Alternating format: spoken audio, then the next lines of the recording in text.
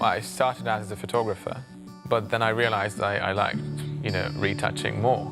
Being able to influence the end result, and the visual aspect of it, and the end result that, wow, that image looks good.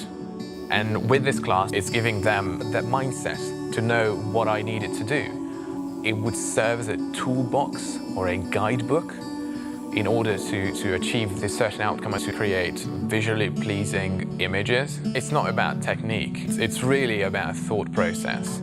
Everything is skin. If you treat your clothing on a photograph or grass or whatever, just like skin, you can use the same techniques and you can achieve amazing results. My name is Viktor Fejes, and check out my latest class at KelbyOne.com.